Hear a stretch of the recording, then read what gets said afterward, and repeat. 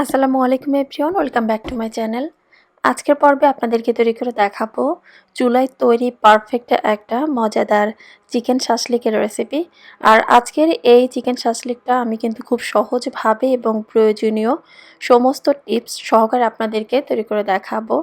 আর এই পদ্ধতিতে আসলে শাশলিকটা চুলায় তৈরি করলে দেখা যাচ্ছে যে ওভেনে তৈরি করা বা কোনো প্রকার তন্দুর এর ঝামেলা ছাড়াই খুব সহজে চুলাতেই তৈরি করে নেওয়া যায় এবং খেতে কিন্তু খুবই মজাদার হয়ে থাকে। এবং চুলায় তৈরি করা হলেও যেন চিকেনের ভেতরে জুসিনেসটা বজায় থাকে, এটা অনেক বেশি তৈরি করার সময় ভেজে একদম ড্রাই না হয়ে যায়। তো সমস্ত টিপস সহকারে এখানে চিকেন শাশলিকের রেসিপিটা আমি তৈরি করে দেখাবো। তো আশা করছি বরাবরের মতো রেসিপিটি সবার কাছে ভালো লাগবে।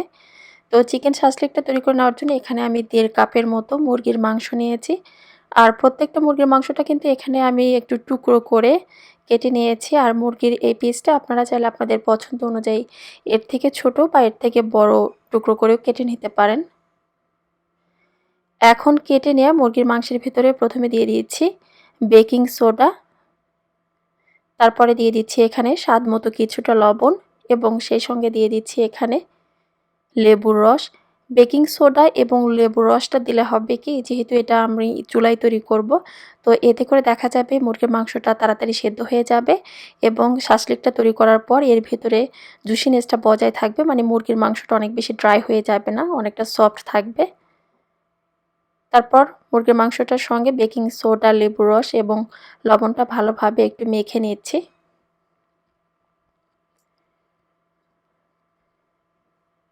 তো এটা মেখে নেওয়ার পর আমি সাইডে রেখে দিচ্ছি। এরপর একটা মশলা তৈরি করে নিতে হবে মুরগির মাংসটা ম্যারিনেট করার জন্য। তো দিয়ে দিচ্ছি 1 চা চামচ মরিচ গুঁড়ো, তারপর দিয়ে দিচ্ছি হচ্ছে জিরা গুঁড়ো 1 চা চামচ, ধনিয়া গুঁড়ো দিয়ে দিচ্ছি 1/2 চা চামচ, আদা এবং রসুনের পেস্ট দিয়ে দিচ্ছি 1/2 টেবিল চামচ, টমেটো সস দিয়ে দিচ্ছি এখানে 2 টেবিল চামচ,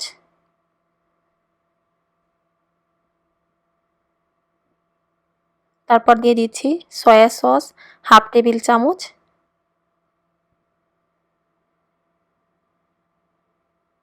গোলমরিচের গুঁড়ো দিয়ে দিচ্ছি হচ্ছে এখানে 1/2 চা চামচ,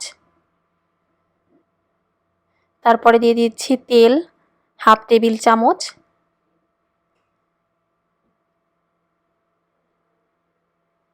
তারপর সমস্ত উপকরণ একটা চামচ দিয়ে খুব ভালোভাবে একটু মশলাটা মেখে নিয়েছি।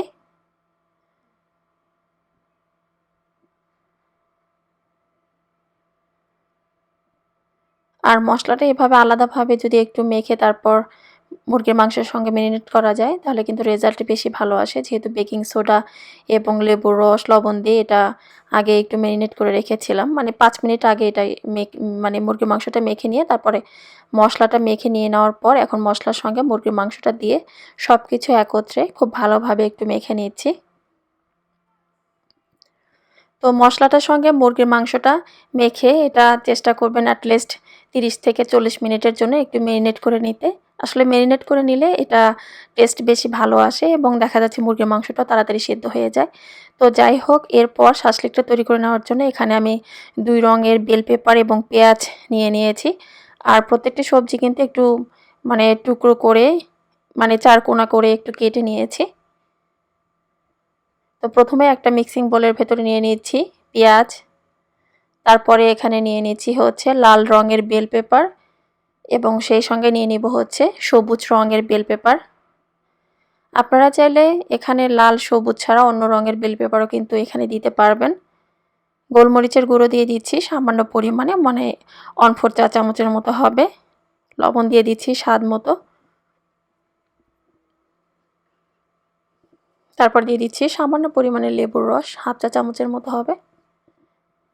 আর লবণটা কিন্তু অবশ্যই এই সবজির অনুপাতেই দিতে হবে, বেশি কিন্তু দেওয়া যাবে না, যেহেতু মুরগির মাংসের ভেতরে অলরেডি লবণ দেওয়া আছে। আর এখানে দিয়ে দিচ্ছি হচ্ছে 1 চা চামচ তেলের পরিবর্তে আপনি চাইলে কিন্তু এখানে মিল্টেড বাটারও দিতে পারবেন। তারপর সবজিগুলোকে একটু ভালোভাবে একটু মেখে নিয়ে এটা সাইডে রেখে দিলাম।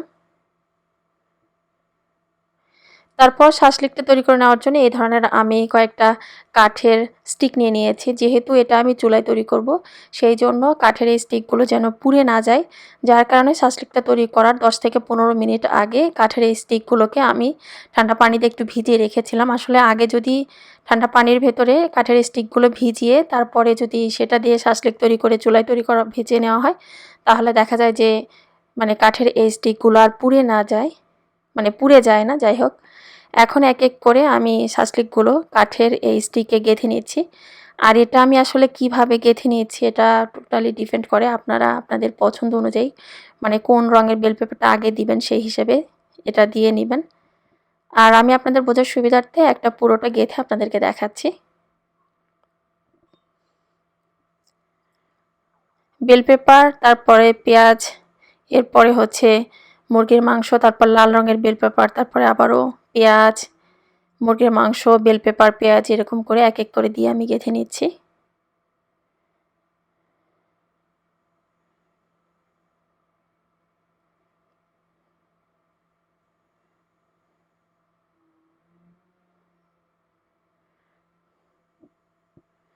তো একটা কাঠের স্টিকে মুরগির মাংসটা ভালোভাবে গেঁথে নেওয়া হয়ে গিয়েছে।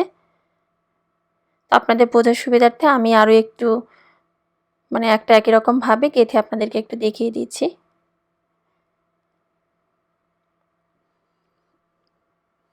আপনারা চাইলে এরকমভাবেও গেঁথে নিতে পারেন, আবার চাইলে আপনারা আপনাদের পছন্দ অনুযায়ী কিন্তু গেঁথে নিতে পারেন, কোনো সমস্যা নেই। আর 3-4 রকমের রঙের হচ্ছে বেল পেপারটা দিয়ে গেঁথে নিলে হবে কি দেখতে আরও বেশি কালারফুল মনে হবে। আমার কাছে 2 রঙের বেল পেপার ছিল জন্য আমি 2 রঙের দিয়ে একটু দেখিয়ে দিচ্ছি। এর সঙ্গে হলুদটা দিলে আসলে আরও একটু কালারফুল হয়। তো আরও একটি হচ্ছে কাঠের স্টিক গেঁথে নেওয়া হয়ে গিয়েছে। এক এক করে এখানে সবগুলো কাঠের স্টিক আমি গেঁথে নিয়েছি। এখন চলে যাচ্ছি এগুলোকে চুলায় ভেজে নিতে।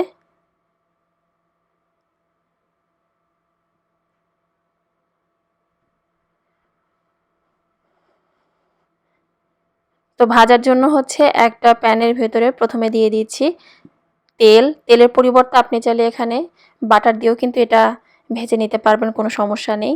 তেলটা দিয়ে দেওয়ার পর একটু ওয়েট করতে হবে যতক্ষণ না পর্যন্ত তেলটা গরম হয়। তো তেলটা ভালোভাবে গরম হয়ে যাওয়ার পর এখন এক এক করে শাসলিকের এই কাঠিগুলো প্যানে বসিয়ে দিলাম।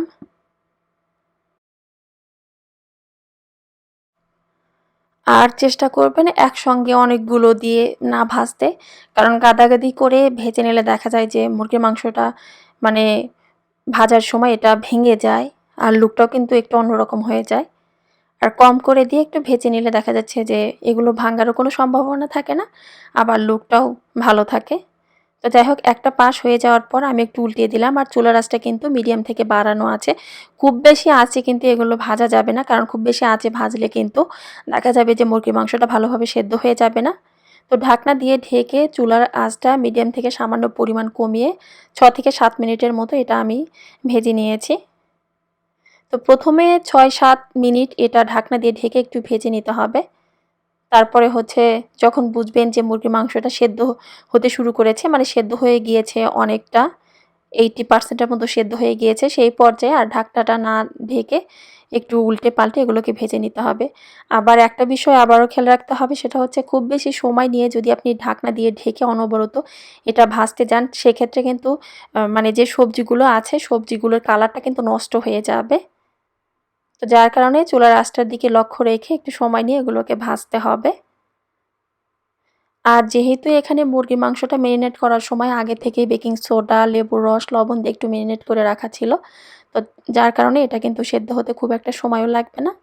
আবার কারো কাছে যদি বেকিং সোডা না থাকে, বেকিং সোডার পরিবর্তে আপনি চাইলে পেঁপে পেস্ট করে সেটা দিয়েও কিন্তু এটা মেরিনেট করে রাখতে পারেন। মানে একটু সামান্য পরিমাণে পেঁপের পেস্ট দিলে দেখা যাবে যে মুরগির মাংসটা তাড়াতাড়ি সেদ্ধ হয়ে যায়। আর যেহেতু এখানে মুরগির মাংসটা একটু বড় করেই আমি কেটে নিয়েছি, সেই জন্য একটু সময়টাও বেশি লাগবে। তো এটা ভাজার পর আপনাদেরকে আমি একটু ভেঙেও দেখালাম যে এটা কেমন হয়েছে বা মুরগির মাংসটা ভালোভাবে সেদ্ধ হয়েছে কিনা। চেষ্টা করেছি খুব সহজ পদ্ধতিতে এবং প্রয়োজনীয় সমস্ত টিপস সহকারে ডিটেলসে আপনাদেরকে চিকেন শাশলিকের আজকের এই রেসিপিটি দেখানোর জন্য। আশা করছি আজকের রেসিপিটি সবার কাছে ভালো লেগেছে। সবাই ভালো থাকবেন এবং আমাদের সবার জন্য দোয়া করবেন। আল্লাহ হাফেজ।